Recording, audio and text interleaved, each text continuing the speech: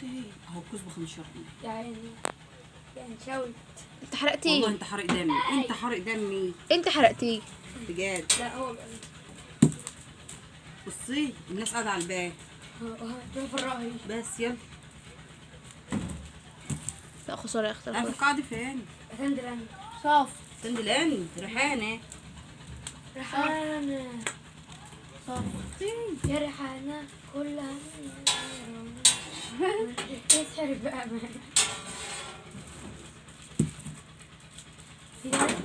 لا حرام. صور كده ولا كده بنكون مستخبي.